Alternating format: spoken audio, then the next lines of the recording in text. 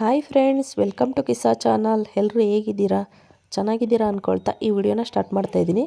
ಅಂದರೆ ನನ್ನ ಮದುವೆ ಆಗಿ 2 ಇಯರ್ಸ್ ಆಗಿತ್ತು. ಮದುವೆ ಫೋಟೋನೇ ಕೊಟ್ಟಿರಲಿಲ್ಲ 2 ಇಯರ್ಸಿಂದ. ಫೋಟೋಗ್ರಾಫರ್ ಬಂದು ನನ್ನ ಫ್ರೆಂಡೇ ಗೊತ್ತಿರೋದ್ರೇ ಆಗಿರೋದ್ರಿಂದ ನಾವು ಏನು ಫೋರ್ಸ್ ಮಾಡೋಕ್ಕೆ ಹೋಗಿಲ್ಲ. ಅವರು ಇವತ್ತು ನಾಳೆ ಅಂತ ತಳ್ತಾನೇ ಇದ್ದರು. ಸೊ ಹಾಗೆ ಯಾವಾಗ ಕೊಡ್ತಾರೆ ಕೊಡಲಿ ಅಂದ್ಬಿಟ್ಟು ನಾನು 2 ಮಂತ್ಗೋ 3 ಮಂತ್ಗೋ ಒಂದು ಸಾರಿ ಕಾಲ್ ಮಾಡ್ತಿದ್ದೆ ಅವರಿಗೆ, ಹಣ ರೆಡಿ ಆಯಿತಾ ಅಂತ. ಅವರು ಇನ್ನೊಂದು 15 ಡೇಸು 1 ತಿಂಗಳು ಅಂತ ತಳ್ಕೊಂಡೇ ಬಂದರು. 2 ಇಯರ್ಸ್ ಆಗೇ ಹೋಗಿತ್ತು. ನಮಗೂ ಒಂಥರ ಕ್ಯೂರಿಯಾಸಿಟಿ ಎಲ್ಲ, ಮದುವೆ ಫೋಟೋ ಹೇಗಿರುತ್ತೆ ಏನು ಅಂತ ನೋಡಬೇಕು ಅನ್ನೋ ಆಸೆ ತುಂಬಾ ಇತ್ತು.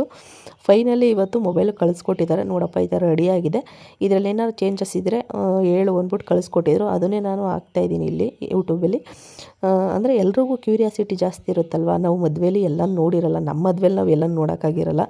ಅಲ್ಲಿ ಯಾವ ಥರ ಆಗಿರುತ್ತೆ, ಇಲ್ಲಿ ಯಾವ ಥರ ಆಗಿರುತ್ತೆ, ಯಾವ ಥರ ವೆಲ್ಕಮ್ ಮಾಡ್ಕೊಂಡಿದ್ದಾರೆ ಏನು ಗೊತ್ತೇ ಇರಲ್ಲ. ಹಾಗಾಗಿ ನಾವು ಮದುವೆ ಫೋಟೋ ನೋಡೋದು ಅನ್ನೋ ಕ್ಯೂರಿಯಾಸಿಟಿ ತುಂಬಾ ಇತ್ತು.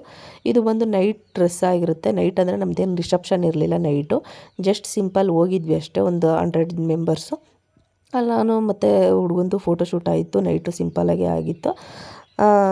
ಈ ಒಂದು ಫೋಟೋ ನೋಡ್ತಿರ್ಬೋದು, ತುಂಬಾ ಚೆನ್ನಾಗಿದೆ. ಈ ಏನಿದೆ ಮೂನ್ ಥೀಮಲ್ಲಿ ನಂದು ಮತ್ತು ಹಸ್ಬೆಂಡ್ದು, ಅದನ್ನು ಡ್ರಾಯಿಂಗ್ ಮಾಡೋಣ ಅಂದ್ಕೊಂಡಿದ್ದೀನಿ. ಅಂದರೆ ತುಂಬಾ ಚೆನ್ನಾಗಿ ಕಾಣಿಸ್ತಿದೆ, ಹಾಗಾಗಿ ಡ್ರಾಯಿಂಗ್ ಮಾಡಬೇಕು ಅಂತ ಆಸೆ ಆಗಿದೆ. ಮಾಡಿದಾಗ ತೋರಿಸ್ತೀನಿ ಯಾವ ಥರ ಹೇಗೆ ಅಂತ. ಫೋಟೋಸ್ ಯಾವ ಥರ ಬಂದಿದೆ ಅಂತ ನಿಮಗೂ ತೋರಿಸ್ತೀನಿ, ಬನ್ನಿ ಫ್ರೆಂಡ್ಸ್. ಇದು ಮಾರ್ನಿಂಗ್ ಅಂದರೆ ಮುಹೂರ್ತ ಡ್ರೆಸ್ಸು, ತುಂಬಾ ಚೆನ್ನಾಗಿ ಬಂದಿದೆ. ಕಪಲ್ಸ್ ಫೋಟೋಸ್ ಎಲ್ಲ ತುಂಬಾ ಚೆನ್ನಾಗಿ ಬಂದಿತ್ತು. ನನ್ನ ಫೋಟೋ ಅಂತೂ ಇದ್ದದ್ದು ತುಂಬಾ ಖುಷಿ ಆಯಿತು ನನಗೆ. ನನ್ನ ಫೋಟೋಸ್ ನನಗೆ ನೋಡಿ ಇಷ್ಟೊಂದು ಚೆನ್ನಾಗಿ ಕಾಣಿಸ್ತಿತ್ತ ಅಂತ. ಬಟ್ ಸ್ಯಾರಿ ಮಾತ್ರ ಮಸ್ತಾಗಿದೆ. ನನಗಂತೂ ಸ್ಯಾರಿ ತಗೊಂಡಾಗ ಅಷ್ಟು ಚೆನ್ನಾಗಿಲ್ಲ, ಏನು ತೊಗೊಬಿಟ್ನಲ್ಲ ಅನ್ಕೋತಿದ್ದೆ. ಬಟ್ ಈ ಫೋಟೋಗಳು ನೋಡಿದ್ಮೇಲೆ ಅರ್ಥ ಆಗಿದ್ದು, ಇಷ್ಟು ಚೆನ್ನಾಗಿ ಕಾಣಿಸ್ತಿದೆಯಲ್ಲ ನನಗೆ ಸ್ಯಾರಿ. ಏನಾರು ಬೈ ಮಿಸ್ ಆಗಿ ಏನಾರು ಹಾಕ್ಕೊಳ್ದೆ ಹೋಗಿದ್ರೆ ಇಷ್ಟು ಚೆನ್ನಾಗಿ ಕಾಣಿಸ್ತಿರ್ಲಿಲ್ವೇನೋ, ಬೇರೆ ಸ್ಯಾರಿ ಏನಾದರೂ ಹಾಕ್ಕೊಬಿಟ್ಟಿದ್ರೆ ಅಂತ. ನಾನಂತೂ ಈ ಸ್ಯಾರಿ ಹಾಕ್ಕೊಳ್ಳೋದ ಬೇಡವಾ ಮುಹೂರ್ತಕ್ಕೆ ಅಂತ ಕನ್ಫ್ಯೂಸಲ್ಲೇ ಇದ್ದೆ.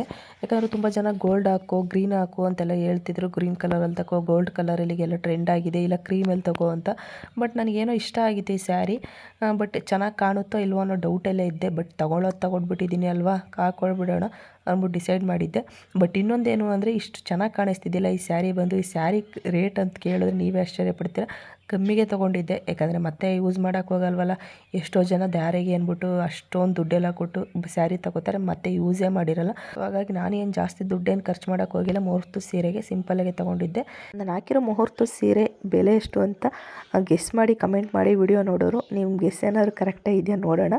ಕಮೆಂಟಲ್ಲಿ ತಿಳಿಸಿ ಎಷ್ಟು ಕೊಟ್ಟಿರ್ಬೋದು ಈ ಸ್ಯಾರಿಗೆ ಅಂತ. ಮಾತಾಡ್ತಾ ನಮ್ಮ ಮದುವೆ ಫೋಟೋ ಬಂದೇ ಬಿಡ್ತು, ನೋಡಿಕೊಂಡೇ ಇಲ್ಲ. ಅದು ಮದುವೆ ಬಂದು ಒಂದೇ ದಿನ ಇರುತ್ತೋ, ಅಂದರೆ ಬೆಳಗ್ಗೆ ಮುಹೂರ್ತ ಮತ್ತು ಮಧ್ಯಾಹ್ನ ರಿಸೆಪ್ಷನ್ ಇತ್ತು. ನೀವು ಮದುವೆ ಫೋಟೋಸ್ಗಳು ನೋಡ್ಕೊಂಡು ಬನ್ನಿ, ಯಾವ ಥರ ಇದೆ ಅಂತ ಕಮೆಂಟಲ್ಲಿ ತಿಳಿಸಿ. ನೆಕ್ಸ್ಟ್ ಕಂಟಿನ್ಯೂ ಆಗುತ್ತೆ, ನೋಡ್ಕೊಂಡು ಬನ್ನಿ.